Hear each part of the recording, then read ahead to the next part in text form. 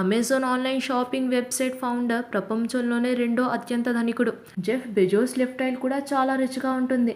16 లక్షల కోట్ల రూపాయల విలువ కలిగిన వ్యక్తికి కాలం కొత్తగా, స్వేచ్ఛగా, వీలైనంత ఖరీదుగా గడపాలని ఉంటుంది.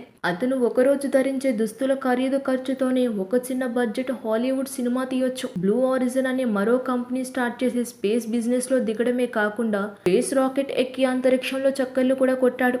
ప్రస్తుతం స్పేస్ బిజినెస్ డెవలప్మెంట్ దశలో ఉండగా జెఫ్ బెజోస్ తన సొంత బోట్ని వేసుకుని సముద్రంలో చక్కర్లు కొడుతున్నాడు. పశ్చిమ దేశాల్లో ధనికుల దగ్గర ఉండే ఆస్తుల్లో మొదటగా చెప్పుకునేది సొంత ఏరోప్లేన్లు, యాచ్లు.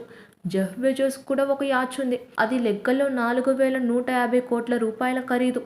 ఈ పడవ ప్రపంచంలో రెండవ అతిపెద్ద సెయిలింగ్ యాచ్. కోరు అను ముద్దుగా పిలువబడే ఈ యాచ్ 417 అడుగుల ఎత్తు కలిగి ఉంది.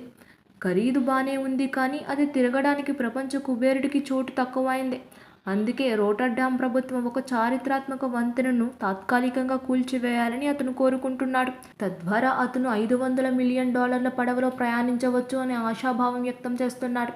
గడిచిన 10 ఏళ్లుగా అతిగా సంపాదించి కూడబెట్టుకున్న ధనికులపైన జనాభా కన్నెర్ర చేసి చూస్తుంది. అటువంటి తరుణంలో తన సౌకర్యం కోసం ప్రభుత్వ ఆస్తిని కూల్చివేయాలని కోరుకోవడం జెఫ్ బెజోస్ తన పరువు, ప్రాణాలతో చెలగాటమాడడమే అని సెటైర్లు కమ్ముకొస్తున్నాయి. సబ్స్క్రైబ్ చేయండి. Please do subscribe to. Please like, share and subscribe to top Telugu TV. Top Telugu TV. Top Telugu TV.